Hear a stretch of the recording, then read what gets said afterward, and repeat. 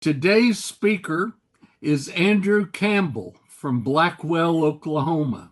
Andrew is a dealer at the Wichita Postcard and Paper Show on October 17th and 18th. You will be able to visit with him further about today's program at the show. His presentation is titled A Photographic Menagerie from Andrew Campbell's Collection. Thanks, Andrew, for today's program. Take it away. Thanks, Al. Thank you so much for inviting me to do this presentation. Whenever you asked, I felt two emotions. One was excitement because I have around 15,000 pieces in my collection. I have rarely gotten to show these. I've had a few people come to my house and look at them, and occasionally I'll post some on Facebook. But outside of that, I don't really get to show off what I collect. The second emotion that I felt was nervous because I am not an expert in anything. I am not a historian. I am not a photographer. I can't give you detailed backgrounds on pretty much any of these photographs. But my style of collecting is if it is interesting to me, then I collect it. I know we have a lot of experts here. I am not one of those. Again, thank you guys for allowing me to share. I am Andrew. I live in Blackwell, Oklahoma, about an hour south of Wichita. I am probably on the younger end of the postcard and photograph collecting spectrum at 29 years old. Give you a little bit of background. So I kind of backed in to being a collector. I actually started as a dealer at 14 years old.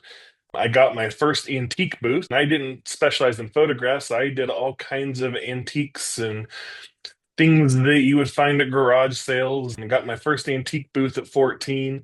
And in 2018, I was at an estate sale and someone had a box of old family photos and photo albums that was for sale. And that was just fascinating to me. That you mean you can buy somebody else's family photos. So I bought that box and played with them, looked at them, and I was like, I wonder if I can find more of these out there. And I ran across a Facebook group specifically for buying and selling old postcards and ephemera. And that was the new word that I learned was ephemera. It was fascinating to me that people would buy old photographs and old postcards. I met some friends on that Facebook group, the Marukas, which you may know if you're in that world and buying on Facebook. When I learned that they were full-time postcard and paper dealers, I said, I can do that too. And that's what started me on that path of becoming a dealer long before I was ever a collector. So one of the first photo and paper collections that I bought, I didn't know anything about old photos. To me, I didn't know a 5-cent photo from a $5 from a $50 photo. I started mostly with snapshots. So there were some real photos mixed in, but mostly with snapshots. So what I did, because I didn't know the value, I just sold everything at $1. That was my business model. I didn't care how good the photo was because I didn't know what a good photo was. So I just sold everything as $1, and that's what built my customer base. And I started learning about old photos and what was interesting based off what my customers were buying. That's how I started collecting too. When I started realizing, oh, there are trends of what people like, well, maybe I should start collecting this. And I'm going to say right now, that is the wrong way to collect, but it was the door that got me into it. So, an example, one of the first things that I started collecting because my buyers liked them were board mount photos of occupational scenes or interiors. I found that these sold really well from a dealer perspective. So I was like, well, I'm going to keep some of these and use it to start my collection. So here are some examples. Again, not how I collect now, but these are some early examples. Some of the first photos that I collected. Here we have some furniture stores on board mounts with the rugs hanging in the background. Here is a music store. We got the drums up on the cabinet tops. A liquor store here with all the bottles. I love this one. It was a bank. It had the deer head above the cashier window and a bed. out in the lobby. I thought that was interesting. As I collected some of those the store interiors and occupational scenes, I started finding real photo postcards of some of these things. I found that my buyers wanted those as well. So here are some early real photos that I collected. So you have another furniture store, another music store here in Boise, Idaho, jewelry store. You have all the watch fobs. This one was actually kind of fun because it was from Flagler, Colorado. That's where my family was from back in 1920s. Some occupational photos. And again, not what I collect now, but just to give you a taste of how I got into collecting was these occupational and store interior photos. I love the wallpaper on this one. They wallpapered the ceiling, wallpapered the walls, and all the print trays. Got a cobbler here working on his shoes. Then we have a chemist pouring into the beakers over here. Those are always fascinating. I love old buildings. I own several old buildings, so any building interiors, they were naturally interesting to me. Again, this is not how I collect now. I collect more visually interesting images and try to get a little bit more unique stuff now. But I do collect some occupational photos now. Here's one that I picked up recently. Mother Jewel's Home for Boys. Young kiddos working to clear the grounds for a new building. Thought that was fun. Here's a great welding occupational image here. I love lineman photos. So anything where people are climbing telephone poles or electrical poles, I find them fascinating, just very striking to me. The danger involved. Here's a couple steeplejacks for my collection. In this one, they're putting a bell on the bell tower of the church. I want to talk a little bit about my approach to collecting now. Again, not a historian. I don't normally care where a picture is from. I don't care about the location. I don't care about the little details. Oh, you can see this little sign in the corner of the picture. Don't care about that. I want a photo that slaps me across the face. So if I go to my cabinet, pull out a stack of photos, open it, I want to be slapped across the face from that photo that I'm looking at. I call it the interjection approach. If it makes me go, whoa, interesting, aw, yuck. If it has a question mark or an exclamation point at the end of the interjection, that's the kind of photo that I want in my collection. I'm also format agnostic. I don't care if a photo is on a postcard or a real photo postcard or a cabinet card, a snapshot, a daguerreotype. Doesn't really matter to me. I'm looking purely on the subject of the image and how it speaks to me. So again, they're going to show you a lot of photos. I do not know the background or history or technical things about any of these photos. It is purely what slapped me across the face and why I started collecting it. So using that model of collecting, you end up with a lot of interesting topics in like little subsects of collections. And I'm going to walk through how one of these subsects started for me. And that is chickens. This was one of the first chicken real photo postcards that I found. I saw this, it struck me as interesting because of the story behind it. This meant that somebody, this is clearly outside, hung up a quilt, then found a feed sack to cover a barrel and sat their chicken on this feed sack and took a picture of it. That just made me go, interesting. I wonder what other chicken photos I can find. Found some more outside chickens on the farm, which I don't have now because they're not as interesting to me. But then I ran across studio chickens. So this meant that somebody took their chicken into a photo studio for whatever purpose that may be and taking pictures of their chickens. Here's a few examples of these. This is one of those things, fun story. I sold the one on the left and the one on the right to a friend of mine. I always regretted selling them, and I was able to buy them back at Wichita 2 years ago. But it was some of the first studio chickens that got me interested in chickens. Sold them, was able to buy them back later, which was always fun. So you have studio chickens, but then you have advertising chickens. and prize chickens. So this one on the left here says, "This is a chicken that was sold for the Red Cross chapter of Greenville, Ohio, for $2,126 at auction in 1917." We have a few more prize ribbon chickens up at the top. And then I love this bottom one, this cyanotype. "Souvenir, Madison Square Garden, New York City in 1907. The Sunswick Poultry Farm."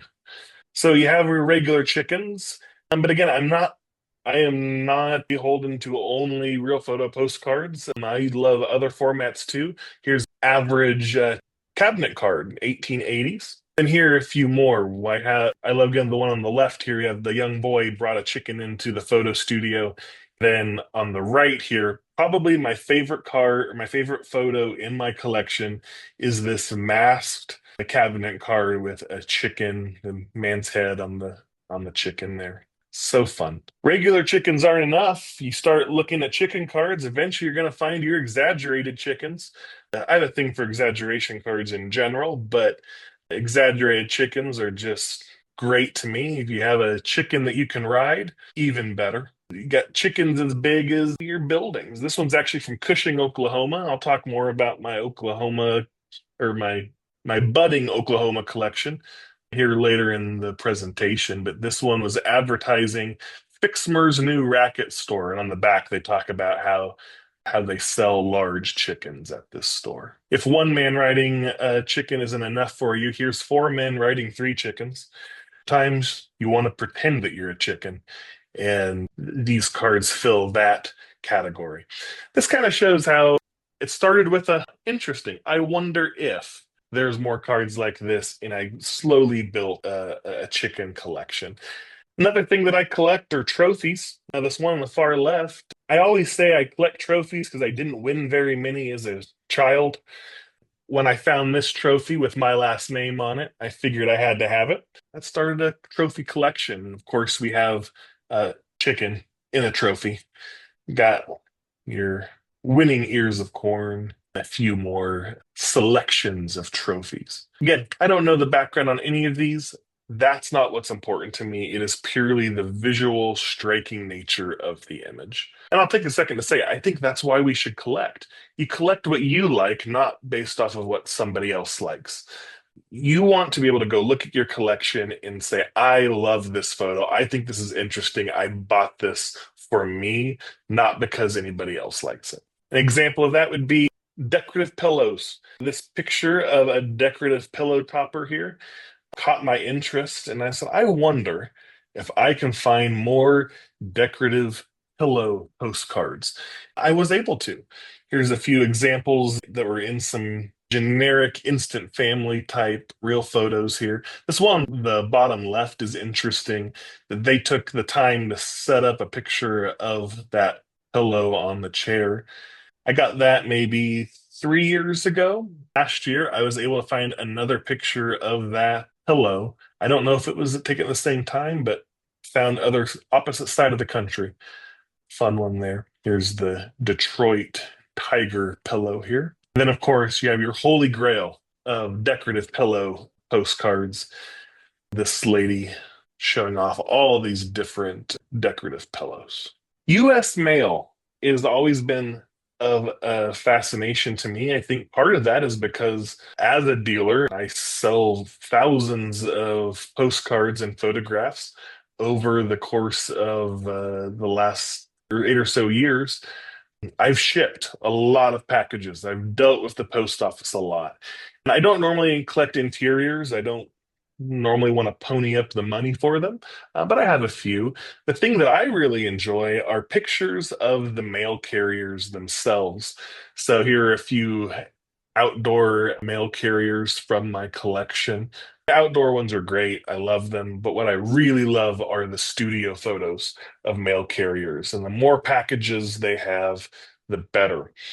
As I was researching US mail and photographs of mail carriers, I ran across the story, and it's a well-known stories, that you were able to mail children in the early 1900s via the US Postal Service. That lasted for a few years. There was I don't remember the child's name. It's easy to look up on Google and find the articles, but she was mailed from her parents around 50 miles to her grandparents up in Idaho. That got me curious. I wonder if I can find photos of mail carriers carrying babies. And I've been able to amass a small collection of mail carriers carrying babies. I think most of these are novelty and probably the dad with their baby, but I think they're fascinating. Mail carriers and babies. Chalkboards. This one started, I was doing a show on Whatnot. I ran across a chalkboard photo and I found that was fascinating. I had one of my customers saw that I was interested in that, and they mailed me some chalkboard, and that's how that collection started. I have a handful of different chalkboard photos in the collection across different formats. Have some in snapshots as well as real photo postcards. I don't know why they're attractive to me, but they are. They're interesting. They catch my eye. I love real photo postcards with the dark background. I don't know if these have a name or not, but the where they've removed the background, it's black, makes the image really stand out. Here are a handful from my collection. Got Lion's Best Cornmeal from Lyons, Kansas. And I think my favorite here is this young boy riding the pig. Cyanotypes are great. I don't really collect them that much. I have a handful. One of the ones I thought was worth showing off. You have the hunting party with the group of different taxidermy animals. You have the deer, you have an owl, looks like a fox, a dog, and looks like maybe a badger on the far left. I'm not sure. It made me go, that's fun. I am ashamed to say it took me far too long to get the pun. In fact, I've had this photo for probably 3 years. I picked it up at Wichita about 3 years ago. And I just thought, oh, Isle of View. That's kind of unique. It wasn't until I was putting this presentation together and I said it out loud, that I realized it's I love you, I love you now and forever. I should have caught that. That's my bad. Here's a fun cyanotype. Again, decorative pillows in the background, but I love this because it looks like mom and daughter are looking back fondly on a postcard album here. Of course, you have to have chickens. You will find that chickens kind of tie my collection together for some reason. I like collage photos. Buckets of babies have always just been interesting to me. I have a bucket of babies on a cabinet card, and I forgot to put that on here. But here's a few different buckets of babies from Kansas. Got Cherryvale and Great Bend, Kansas. These photographers highlighting their work with children. A few other collages. Got this probably an Elks Club. Again, most of these, I do not know where they're from. I do not know the histories behind them. I don't know who's on the photo. It just doesn't matter to me. It is the people's heads on the tips of antlers. That's interesting to me. Of course, we got the baby heads as cherries. A few more various collage photos here. This one's kind of fun with the seashell. I don't even know how to categorize these. You may know what topic this would fall into, what category this fall into. I don't, but they slapped me across the face, especially this one here with the lady's head and the flower in the vase. When I saw that, it was, oh, I have to have that. Few more interesting ones here. We got Miss Hiawatha's Sheath, the Corn Show Mermaid. Here's a Land O'Lakes, Wisconsin map on the bottom of a foot. Here are a few with bottles. Waterloo, Iowa, inside the lady inside the bottle. Not much to say about these other than they were visually interesting to me. Here's some soldiers bottle riding the cork. Paper moons are fun. There are far more proficient paper moon collectors than myself. But when I find them and they're in really good condition or really clear, I hold on to them. Here's a handful from the collection. There's another grouping here. I really like this one, Red Star Flower out of Wichita. This one actually on the back of the card is advertising an Oklahoma City business, but Red Star Flower is out of Wichita. Fun paper moon there. Then this one is great. It's a full circle paper moon cutout. I'm gonna pick this up in Omaha, Was it last year or the year before? Oh no, this was actually at Kansas City. This was the last Kansas City show, and great paper moon there. I love trick photos. So double exposure trick photos, especially when they're well done. You can see here where the line shows that one side and then the other side was exposed. A lot of times it leaves a dark line. I love the ones where the line is practically invisible. Here's a fun one. You got to pick yourself up by your bootstraps and wheel yourself around sometimes, chasing himself around the tree. I like masked or a mask, I like masked cabinet cards, but I love masked real photo postcards with the decorative designs on them. This one with the two sailors, Brazil here. Fun note, I lived for a summer in Brazil and I would love to go back. Here's another unique masked card inside a watermelon. I don't know if this is someone's house or a roadside attraction, but it was one of the more interesting watermelon ones I have. I have a handful of different watermelon masks, but that one was just kind of unique. Here's another example of a watermelon mask out of Pottsville, Iowa, the downtown scene here. But this is more of a commercial card. Nothing too special, but I got the one. Now I have to get a bunch of watermelon masked cards. And this is part of a series. I have 4 or 5 different ones telling different times. One of them's tinted, which is fun, but I love the pocket watch. I love lightning, specifically lightning shows that show electrical power lines. Sometimes you just got to get it more neat. So lightning storms that highlight the power lines and the photos are fascinating to me. Here's one example. Here's another example of that. Miltonville, Kansas. Again, shows the lightning as well as the power lines. Here's another lightning, but it's a downtown scene. I like this one because it's clearly a composite image where the downtown was taken during the day. You can see the kind of prop job around the end of the town here and then the lightning. I don't know how to categorize. These are just ones that I saw and struck me across the face. We have our sailors here with the newspaper mask. I'll show you some more newspaper mask photos that I have in my collection on cabinet cards, but here's one of the few in real photo postcards that I have.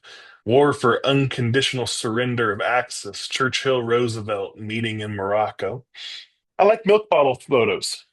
At one point, yes, I'm an antique dealer as well as a postcard dealer. I bought 700 milk bottles from around the country. I don't know if that was a great idea or a foolish idea, but it was certainly a journey. I think I've gotten rid of most of those now, but I've had a thing for milk bottles ever since. So this one fit the mold. And then, of course, a unique collage. These are all identified on the back of the card as well. I have a small collection of people's backs to the camera. I know I'm not the only one that collects that, but here are a few examples of that. Palm olive soap. I unfortunately sold one of my best ones. I regret selling that card. I like sports teams, not just any sports teams, but specifically sports teams that are superimposed on large, whatever the gear for the sport would be. So this one's on a football. Unfortunately, I don't know what team this is, but it's a fun one on football. Here is one I have out of Pahuska, Oklahoma. It's actually from the Osage Indian School up in Pahuska, their basketball team.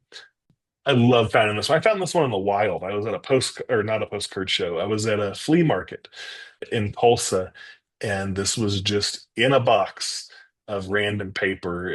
It was a great card. A few more just good studio real photos I have here. Some female baseball players. Looks like it says Indiana on her uniform. Here's some gentlemen with their Harley Davidsons brought inside the studio. Tornadoes. I started with one from Oklahoma, actually outside of where I'm from in Ponca City. I actually have it later in the presentation, but that got me interested. I wonder if I can find more tornado postcards. I have a few tornado cabinet cards in my collection as well. I forgot to get those scanned in for this presentation, but again, format agnostic. Whether it be a real photo postcard or a cabinet card or a snapshot, I have several now, tornado and cyclones. I like this one just because of how dark it is. This one, it was the windmill out front. That few more here. This one's fun because the condensation film doesn't quite reach the ground, but you can still see the outline. This one from Larson, Kansas is nice. It has the destruction as well as the before and after, like storefronts, window displays. I like this one because the guys' heads are kind of popping up behind their displays. I have to wonder how much would that window display be worth now with the price of pocket watches and gold. Here's another fun one. This is another kind of a sad story. Before I found this photo, I actually had these same cutouts, the store display cutouts. At one time when I bought a collection, they were in there. I have since sold them. And of course, later I found the real photo of those same kind of cutouts in the window. I wish I would never have sold those, but maybe I'll be able to buy them back someday, like the chicken postcards. Again, I love exaggerations, and I love a large corn cob or potato as much as the next guy. But I really love exaggerated people in downtown scenes. And here are a couple from the collection. Got this gentleman sitting on the street. I love this one. He's sitting on the telephone pole. So it's a crossover. You have my exaggerations. You have the lineman photos that I showed you earlier.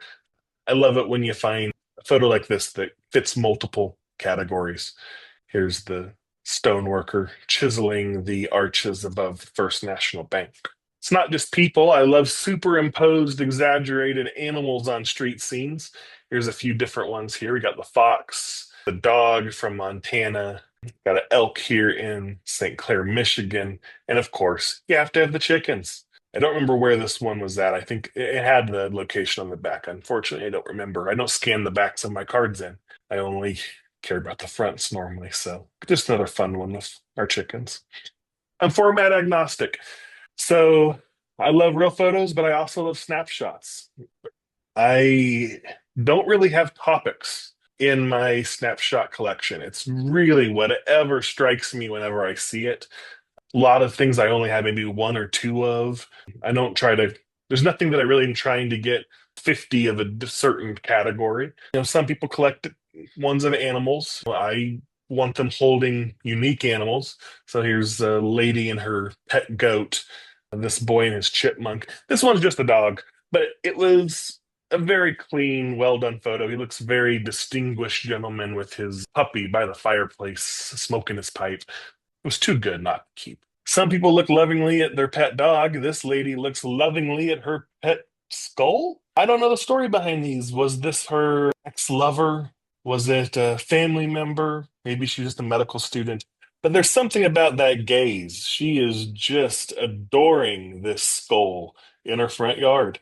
Now, I've had some interesting things in my front yard as an antique dealer, cleaning antiques. I've yet to look lovingly at a skull in my front yard, but there's still time. Here's one of a railroad track through a wooded forest. This is fun by itself. It's kind of unique, the perspective looking down the tracks. It's not normally something I would keep, except for it has a pear. That same railroad track after deforestation, after the lumber company came through. I love pairs like this that show the juxtaposition, the before and the after. Here's a fun one. This is an amateur magician, William the Wizard, if I remember right. He's practicing in his living room to his parents. This is actually part of a set of 10 snapshots of William the Wizard. This one, though, I love, again, the juxtaposition. He is at his church doing a magic show. So I love the background. You see, suffer little children to come unto me. You have Jesus in the background and William the Wizard in the foreground. I say I don't really have collections of snapshots. There's two exceptions to that. One of these is hand-tinted snapshots. So snapshots that were taken as black and white and someone delicately went in, hand-tinted them. Here's a great one I picked up from Aaron Waters of a tea set, the delicate yellow lemon wedge flower. Here's a fun one of the family playing with leaves and wearing leaves as hats. Again, you can see the difference between delicate tinting like this and maybe a little bit more harsh tinting on her or on his orange or pink shirt there. Again, I collect for the art's sake and what's visually striking. This one on the left here was visually striking to me with the like valley of green trees and the completely blown out sky. Then here, this fun floral arrangement. Another floral arrangement on a table setting inside their house here. This is actually a part of a series. There was around 5 or 6 different table arrangements at the same house, all with different color flowers, even a Christmas tree one. This one, it's not that striking, but it's the story that it tells. This gentleman clearly just bought a new car and he was proud of it. He wanted his picture in front of his new car. Black and white camera, he couldn't show off the color, so they hand tinted it that beautiful turquoise that I'm sure he was just so proud of. My other collection and snapshots that I really love, it's probably one of my favorite parts of my photograph collection, are Eastern European masked snapshots. I only know of a couple other people that are actively collecting these. These are, you're mainly going to see them from old Soviet countries. The way I got into these, I was surfing Facebook and this photo popped up on my feed. It was for sale for $5 and I already was collecting tinted snapshots, so it caught my attention. And I was like, man, that is interesting. It has that kind of Soviet feel to it. And I wonder where I can find more of these. So over the next several years, I started collecting one by one. Then I ran into a gentleman in Ukraine who is a photo dealer out of Ukraine, and we worked a deal. I've been purchasing these from him over the last several years. I think I now have around 170, 180 different examples of these decorative borders. I love the tinted ones, but there are more that are not tinted. I tried researching these, trying to figure out the story behind them. And I was not very successful at finding much information about them. Of course, I don't read Russian, I don't read Ukrainian or any other Slavic language. I had a hard time finding much out about them. I want to point out the Santa Claus one here. It's fun. This one is Italian, if I remember right. This one is just great. There's so much happening in this photo. We got the moon, we got the jester, all fun things here. And of course, we have them showing off their missile program. I reached back out to my friend in Ukraine and asked him, hey, can you help me research these? I was like, I can't find much about these or any kind of comparable US images. Can you help me out? So I'm going to read to you what he sent me. He did the research on this. So thank you for Vladimir for helping me out with the research here. I'm going to share this with you. He said, you won't find an exact US equivalent because these collages are a unique genre of Soviet military nave art. During the Soviet era, conscripts served for 2 to 3 years far from home. Unlike in professional militaries, Soviet soldiers received practically no pay. They were essentially broke and couldn't go buy a nice gift or a studio portrait. What they did have, however, was a lot of free time in the barracks and access to basic chemical reagents like photo developers and fixers through the Army's supply room. So these handmade cards became a vital proof of life sent to family or girlfriends to show the soldier looking heroic and festive. Because photography was strictly banned on military bases due to secrecy, these were made semi-legally. Unit photographers worked at night in makeshift darkrooms using multi-exposure or physical cutouts, basically analog Photoshop. The soldier's face in the oval is real, but the uniform or body often belonged to a pre-printed template. They were originally black and white. To make them festive, soldiers hand-tinted them using whatever they could find: fabric dyes, colored ink, or even medical supplies like iodine. Also, since revealing locations was forbidden, they used generic backgrounds like Santa. However, they sometimes hid local landmarks as Easter eggs for their family. Some fascinating background on these. Again, we have about 170 different examples of these backgrounds and surrounds. My favorite format to collect is cabinet cards. I have uh, about 1,000 unique cabinet cards in my collection. Again, I go for that striking approach, not just a simple family portrait. Here's some of the gentlemen playing cards. Here's the McGibney family band.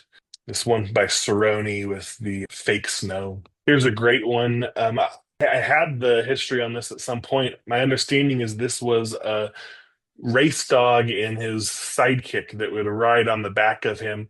But this is a great cabinet card of the little dog taking a photo of the race dog. One of my favorites in my collection. Here's another one of the nurse dog checking the pulse of the sick dog. Here's a lounging lady of questionable profession. I have a handful of these kinds of cabinet cards in my collection, but I couldn't be sexist, so we have a lounging man as well. Fun pairing.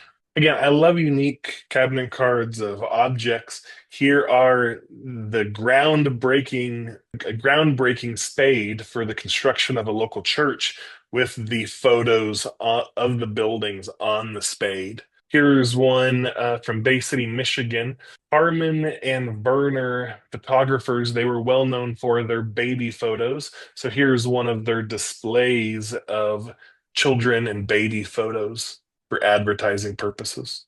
Now, I love an average cabinet card of dogs and cats as much as the next guy. This one's actually a female photographer from Mississippi, this cat photo here. But mainly when I'm collecting cabinet cards, I want more interesting animals. Here's one from my collection of the pet squirrel in the cage. It's not my only squirrel photo, but one of them. Here's another one. Again, the story about this. You brought a squirrel into the photo studio, gave it a nut, and took a picture of it. That's fun. That makes me go, wow, interesting. Here, of course, is some possums. Here are some birds. You got the pigeon and the cockatoo, I think. I love cabinet cards that show the interior of photo studios. So here's some gentlemen, looks like they're playing chopsticks. It shows the different in the studio. We got the fake rocks, we got the chair, and of course the paper mask. I'm not a photographer. I'm not going to tell you how it was used. We have much more proficient photographers than me on the photo history, but I do collect masked cabinet cards with these decorative masks. Here are a few relatively generic ones you see pretty often. You got your seashells and your tennis rackets. But sometimes we're really scraping the bottom of the barrel to come up with designs for cabinet cards. So here's one at the bottom of a barrel. Sometimes it looks like they just ripped paper. One of my favorite types of masked cabinet cards are, of course, the newspaper masks. I have a handful of different ones in my collection. Got the St. Paul Press from Nebraska, this one from Iowa, another Nebraska. This one looks like it's East Coast. Here are three of my favorite masked cabinet cards. I got the envelope with the baby photo inside of it, the high wheel bicycle, and of course, gotta have the chicken. So that was kind of my overview of my topics. I really don't collect locations except for one specific location, and that is Blackwell, Oklahoma. And this is where I lived. We actually own 6 buildings in downtown. So this is my block. We own everything from this meat market all the way down here. And we are renovating these buildings, trying to bring life into our small town.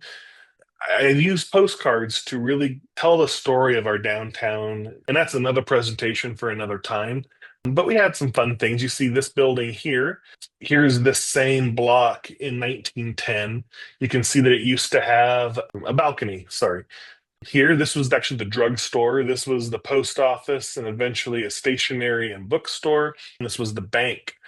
This is a fun photo of a downtown Wild West parade coming through Main Street, and it was taken from the balcony of my building. Blackwell loved parades then, and they still love them now. Here's our bank building. This was from 1910. In 1920, they remodeled the bank building. They did not want to close the bank building, though. They did all this work. They replaced the vault inside. They didn't want to close during construction. So they actually dug a tunnel underneath the street and kept the money in the bank across the street. They carried the money back underground every morning and night. In researching this building, the bank closed during the Great Depression. It sat vacant for several years until I learned that it was a photo studio after it was a bank. Here is the clipping for the Moreau studio at 101 South Main. I started doing a little bit of research on who was Moreau. His name was Jacques Moreau. I found something fascinating. Here's one of my photos of Moreau. It's actually my only photo from Moreau. I'm in the studio. But before he was a photographer, before he came to Blackwell, he was an escape artist. He was a traveling performer. Professor Moreau, the man of mystery. He would do escape from handcuffs, leg irons, and straitjackets. Here are a few different newspaper clippings from Nebraska when he was traveling around doing this. I found this newspaper clipping again from Nebraska, and it caught my eye because it looks like there's a real photo postcard highlighting a series of old photos of Moreau performing. He was by no means a well-known performer. That made me think, I wonder if that's still out there. Now, I found this clipping 5 years ago or so, and I kind of had it in the back of my mind. I wonder if I'll ever be able to find Professor Moreau. I was looking everywhere online, couldn't find anything until last year, surfing on Facebook. And lo and behold, one of my friends, a dealer up on the East Coast, happened to post that same photograph. As soon as I saw it, I was like, oh my gosh, I know what that is. He just called it an amateur performer. I was like, I know exactly who that is. I own the building that he later owned. I reached out to him and was able to work this deal. We now own the Professor Moreau multi-view photo here of his escape artistry. While I was talking to this gentleman, he said, well, I actually have another photo from that collection. Here it is, of Moreau chained to the railroad tracks. I was able to acquire this one. I had another one from that same grouping, but I sold it already, and I was heartbroken. I said, oh, who did you sell it to? And he said, well, it's a young guy named Connor out in Colorado. And I know a lot of us here know Connor. So I reached out and was able to acquire a third photograph of Moreau from that series from Connor. So thank you, Connor. They're going to a good home. We're going to blow them up and put them on the side of our building. Lastly, we'll end with this. Again, we are dealers. That is where we started. That is how I started, and that is how I make my profession. I'm a full-time postcard dealer. I don't normally collect locations, except for some Oklahoma. I was recently able to purchase a collection of around 13,000 Oklahoma postcards, print and real photo. We have kept around 4,000 cards for ourselves, about 2,000 print, about 2,000 real photos. But we've been slowly selling off, and we're continuing to sell off the rest of this collection. I wanted to highlight some of the ones that I kept from this Oklahoma collection. We're going to keep fostering this collection and growing it over time. Here's a fun one from Altus, Oklahoma, another tornado. These are print cards right now. I love postcards that make really big claims on them. So this one from Antlers, Oklahoma, it says the biggest sale on earth. That's a mighty big claim for Antlers, Oklahoma. I love infrastructure projects, so I had to keep this one of Ardmore, Oklahoma, paving Main Street. Of course, Photo Studio, had to keep that in Cement, Oklahoma. Chilocco Indian School is just maybe 20 minutes from where I live, just south of Wichita as well. Here are a few postcards from that. We got the band members, the parade, and the interior of the girls' dorm room. Claremore, Oklahoma. I grew up in Tulsa. We made to Claremore pretty often. I learned about the radium bathhouses. So I have a handful of different radium baths postcards. There's a few of those. This is a fun one from Darlington, Oklahoma, the Cheyenne Arapaho Indian Mission. Here they are baptizing folks underneath the bridge. Thought that was kind of fun. 1908. Here's one from Enid, Oklahoma, radiographing for kidney stones. at the university hospital. I can't quite tell what's happening here. I can't tell if this is a child or a lady sitting on the table with his head in her lap. I'm not totally sure, but it was interesting to me. I do have a handful of reward wanted postcards. Here's one from Enid. Again, I kept it because it had my last name on it. He stole a horse, it looks like, horse and buggy. This one was fascinating, again, out of Enid. Wanted for wife desertion. I don't know if this was serious or if this was a novelty. I don't know. I've never heard of a wife desertion before. I'm sure one of you historians knows more than me on that, but I thought this was fun. I love that he says, hands very hairy on back, under the description. Here's one from Ivanhoe, Oklahoma, looking south on Main Street. Ivanhoe is no longer. There is nothing left of Ivanhoe. Here's a great print card of the downtown. Here's an advertising one for Wood and Smith and Kingfisher. Campbell, Camels, had to keep it. This one's from Sayre, Oklahoma, nailing cracker box tops, Tacoma biscuits. Then last of my print cards here is a nitroglycerin explosion in Tulsa, Oklahoma.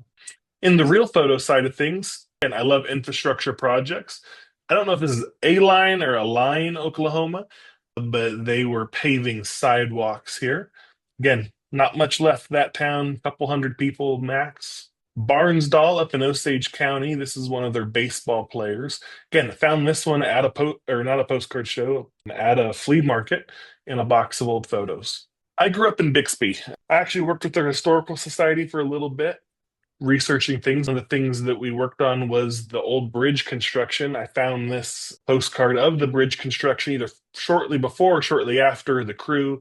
Fun fact, if you go out to Mingo Road and the Arkansas River, the pillars of this bridge still lay out in the Arkansas River. This one is a nitroglycerin wagon in Bartlesville, Oklahoma. Let's talk about brute force. This is the scene of a bank robbery in Carrier, Oklahoma in 1909, where they blew up the safe to get inside. Brute force, no tact used there. I love fire postcards, buildings on fire, structures on fire. Here's one from Drummond, Oklahoma, where the mill burned down in 1911. One of my weird topics that I collect is sewer photographs or sewer-related infrastructure. Here's one from the electrolytic sewage disposal plant in Durant. I grew up going through the sewer system in Tulsa, Oklahoma, climbing down manhole covers and exploring the sewers. So I have to collect sewer photos, right?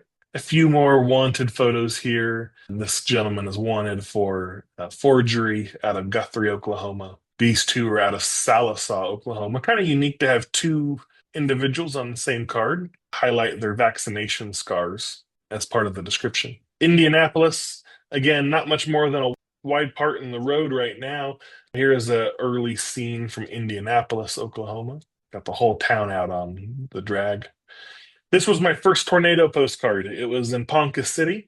I've also seen the same image shown as Tonkawa, so it likely happened between those two towns. My first tornado card that started that earlier part of the collection. Here's the Newport Smokehouse in Pryor, Oklahoma.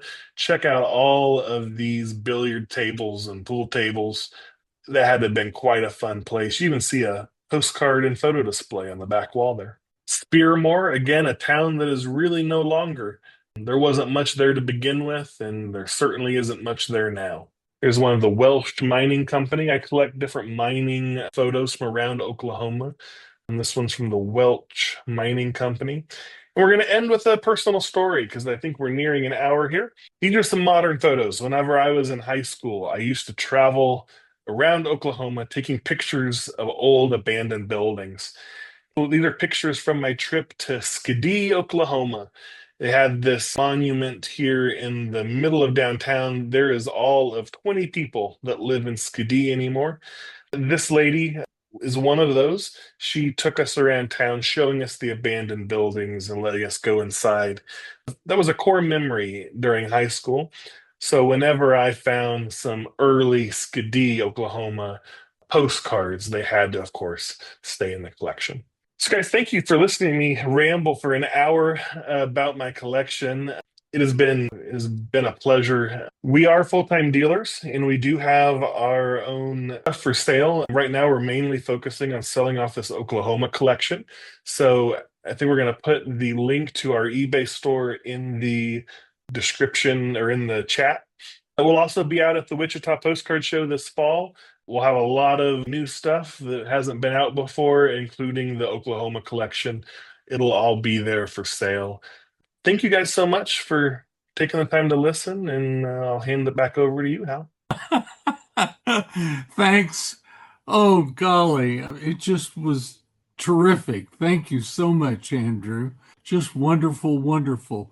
I see Cindy asked, I'm curious how you store all your photos and postcards. So I have big flat files. I have them all, I say not all scanned in yet, but they're by topic. So top of my cabinet is snapshots, then real photos, then photo booth photos, etc. I keep them in groupings of around 50 cards and little storage boxes in those 50 cards, store them all flat in sleeves. Some of the really great ones I'll put in rigid protectors, but I'm not getting in there too often to look at them. I have most everything scanned in at this point, except for the Oklahoma. That is a new grouping that I only got a few months ago, and I haven't had time to scan those in yet. But mostly in flat file cabinets. Some of the newer, I'm running out of space in that, so I have 4 or 5 boxes of real photos that haven't made it to the file cabinet yet, but that's the main way that I store them. Any other comment? Let's see. Betty says, I so love the what if approach. That's how I wound up collecting people I wish I'd known. That is a fun topic. I love that. People I wish I'd known. People with round glasses and more. I love the curiosity approach. It really is my approach to collecting it. That got me curious. Dennis said that FYI, the Silk Pillow RPPC was attributed to Dad Martin, Ottawa, Kansas. That's great. We have a bunch of Martin real photos in our collection. Question, where do you sell? Just Whatnot and under what name? So my main way is, it used to be Whatnot. I don't sell much on Whatnot anymore. But it is Vintage Photo Guy on both eBay and Whatnot. Vintage Photo Guy, all one word. Other than that, it's mainly in person or private sale. So I have a long list of, I know what my customers look for, and we mostly communicate through Facebook Messenger, and I do a lot of private sales there. But eBay has become more and more where I'm going with it. We sold a lot on Facebook and Whatnot, though. Again, we've slowed down because I had a falling out with Whatnot. But in 2023, we sold over 350,000 individual cards between Whatnot, eBay, and Facebook in private sale. What does masked mean? So I'm sure one of our photographers in the group, photo historians, can speak better to this, and I welcome you to if you have a better answer to that. Maybe Jeremy can speak into that a little bit. Would you be willing to, Jeremy? I think you're referring to the sort of multiple prints. They would mask an area of it, and there would be a secondary print in that area. So Yeah, some of or them are the done very decorative. beautifully. Yeah, they The take a decorative decorative side. border, and they'd have a blank area in the center, make an exposure of that, and then expose the print or the portrait in the center. Sometimes they would sandwich the negatives together and do that, and use tissue paper to sort of soften the edges as they did that. So a variety of techniques that were done. Sometimes they would then rephotograph those to make a correct negative so they could make multiple prints from that fairly readily, but they tend to be a little bit softer. Is that helpful, Andrew? Yes, that is Yep. much better description than I could ever give. Thanks. Jim asked, have you ever considered publishing a book on your postcards? Yes. I have so many irons in the fire. It's one of those things that I just haven't gotten around to, but that is in the background of something I would love to do. One of our goals is actually taking the upstairs of that corner building that I showed in Blackwell.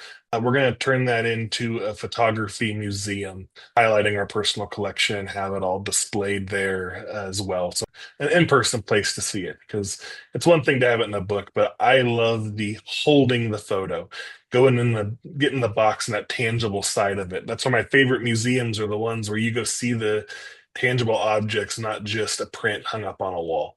So we want to do that in one of our buildings to show off our collection. Let's see. We do have an Betty asked website, name of antique shop. We do have a brick and mortar antique store. It's open by appointment. It's Blackwell Antique Mall. The numbers on, if you ever want to come to Blackwell, a little bit south of Wichita, give me a holler. We open up, it's kind of our fancy warehouse. I travel and do shows around the country. Mainly is how I sell dimensional antiques. So if you want to come check that out, that would be awesome. We'd love to. Have you thought about a future home for your collection? Well, kind of like what I shared there, I would hate to ever sell it. Not saying that life won't hit the fan and I'll have to ever someday, but I really want this to be a long-lasting collection. That's kind of the goal with turning the upstairs of that corner building, the bank building, into a museum. Hopefully housed there. Again, I know I'm on the younger end of the postcard and photo collector range. I want to be able to get that next generation and excited about it. I think sometimes being able to come see it in person and experience that hunt. So one of the things I want to do is have boxes of loose photos for young folks to come in and dig through and experience the hunt that we get to experience at postcard shows, going through the old boxes of photos. So that's one of the long-term goals. I see Ray talking about the wanted postcards. Thank you so much. You say a PO address. If you're asking about mailing something to me, it'd be 101 South Main in Blackwell. Oh, thank you. I thought it was really interesting to be able to see all these different topics that someone collects. Like, it really opened my eye to things that I'd never thought about or seen. I have a question. I don't know, maybe you said it and it went right by me, but do you have a date or a hope for your museum to take shape? No, not yet. We have a lot of work to do on that building. So all these buildings that we're renovating, we are paying for it purely from the sale of postcards and photographs. So we've bought all 6 of these buildings cash just from selling postcards and photographs. All the renovation work we've done up to this point has purely come from postcards and photographs. So it's however fast that I can raise the money and however many postcards I can sell to get there is really the speed at which everything runs in my life. So, Andrew, have you thought about a nonprofit or doing a foundation for that, since it's got an educational mission, and at least for one of the buildings for the museum, and using that as a way to help generate some support? that's definitely something that's definitely something I need to look into for sure. Actually, a follow-up on Jeremy's question, and that would be, is there a college, university near you that has a photography, photo history area that might want to partner with you and have student interns show up and work with you and also profit from your collection?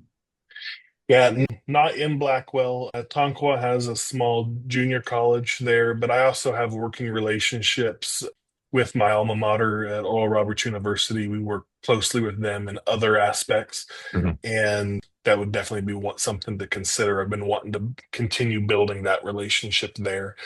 We actually I'm starting to teach this fall at our local high school, and we're going to try to integrate some of this into that as well. I'm going to approach that more from the business side of it, because I want to show that you can make a living out of your hobby. You can make a living out of your passion. It shouldn't work for me as a 29-year-old to make a full-time living off buying and selling grandma's old photos, but you can. I want to be able to teach that to other students as well. So we are in the process of building that educational side. One thing you might do with that is put together a curriculum and some content and modules that you can share with others. You have a contact of whatever, 30, 50, 100 students that you can contact there. If you can get this together and start sharing it online as a teaching module or as a support, people can then subscribe to that, and you start getting a lot more traction and a lot more impact with that. That's great. Thank you. If you want to talk at some point, let me know. You've got some great stuff going, great ideas. I'd love to try and help if I can. Thank you, Jeremy. I appreciate that. Kind of on that same topic, do you have any thoughts on the challenges of getting people from your generation interested in postcard collecting and these kinds of things? Like, why are we having trouble attracting members to our clubs and people to show? Like, is there any thing that, are you sensing any greater interest now or less or? It's different. I've worked a lot. I do have a lot of younger buyers. There are actually a pretty significant amount. They're not going to come to shows though. The thought of traveling to go buy something is so foreign to my generation and younger that's a hard sell for a lot of. Someone may collect cat postcards. What I am finding is, okay, let's say you collect cats, where our group here may love a really unique Art Nouveau cat or a really unique real photo postcard of a cat, and that's what's just stunning to us. They're perfectly fine with the 25-cent chrome continental card of the cat. And they love that cat just as much as we may love one of the other ones, but there's still room to grow that appreciation on rarity and uniqueness. I think that is lost a lot on my generation, is the how rare it is. I think that it has the potential to come back, because what I love about postcards, and I think I've shown this in my collection, but you can collect anything, whatever your interest is. There, it is on a postcard or it's on a photograph somewhere. I think that has the potential to be an appealing or attractive to the next generation. I think we got to lean into that. But my generation doesn't collect for completion. So collecting all of a certain publisher or all of a certain location or all of a known subject, that I'm finding that that's not of interest.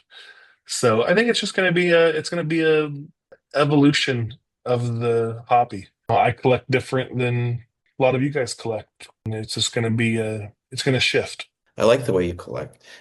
I was thinking that his whole presentation was great, with the eclectic end of it, the business end of it, and just the wow version, and how you just fall off the wheel sometime and go down a different path and find stuff, but which is just, it's fabulous. Thank you, David. I appreciate that. That is good. Very good. Thank you all. And a big thank you to you, Andrew, again, for what I have written down here, eye-popping and good stories behind your cars and photographs today.